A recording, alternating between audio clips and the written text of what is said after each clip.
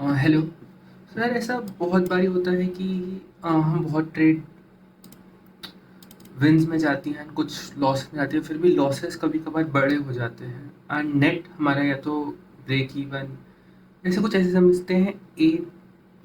ए है एंड एक बी है, दो प्लेयर्स हैं।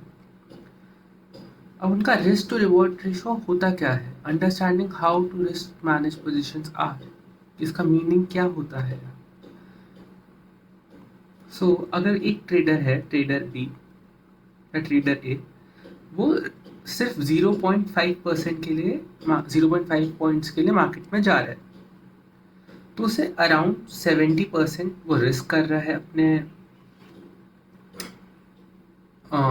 कैपिटल का, या तो उसने ट्रेडिंग अमाउंट पे करा है, कोई भी स्ट्राइक प्राइस चूज करा है।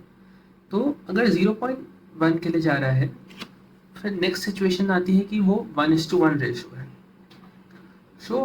हार्डली इसमें उसको 50% ट्रेड सही जानी चाहिए एंड 50% गलत जानी चाहिए, तभी उसका नेट वो नेट जो होगा वो ब्रेक इवन के इक्वल होगा।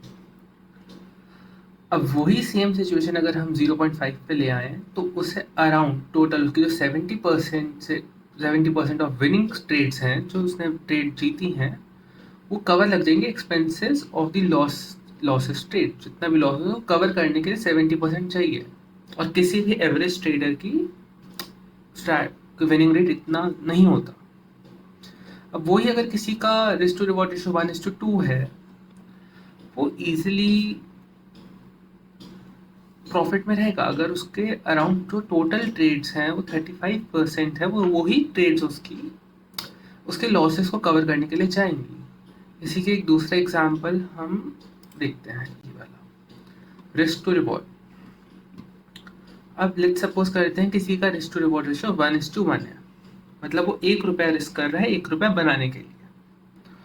अब इसी सिचुएशन में अगर उसका विन रेट 20% है, तो क्या वो प्रॉफिटेबल होगा? वो प्रॉफिटेबल नहीं होगा। देन 30% में भी वो प्रॉफिटेबल नहीं होगा, 40% में भी वो प्रॉफिटेबल नहीं होगा। लेकिन जब 1:1 में 50%, कम से कम उसने 50% ट्रेड उसकी सही गई और 50% गलत गई, तब जाके वो कहीं ब्रेक इवन स्टेज पे आएगा एंड 60% या उससे ज़्यादा की सिचुएशंस में वो प्रॉफिटेबल रहेगा।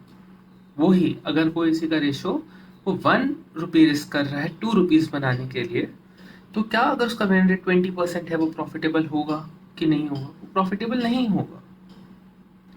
उसे एटलीस्ट अपना विन रेट 40% चाहिए ताकि वो एक प्रॉफिटेबल ट्रेडर बने, या उससे ज़्यादा। वैसे ही दूसरे सिचुएशन में आता है, कोई 1 रुपी रिस्क कर रहा है 3 रुपीज़ बनाने के लिए, तो उसका विन रेट 30% होना चाहिए कि वो एक नेट प्रॉफिटेबल सिचुएशन में क्लोज कर दे। अब कोई 1 रुपी रिस्क कर रहा है 4 रुपीज़ बनाने के लिए, अगर फिर भी उसका विन रेट 20% है, तो भी जाके वो ब्रेक इवन स्टेज पे होगा। नहीं तो उसको लॉस होगा, नहीं उसको प्रॉफिट होगा।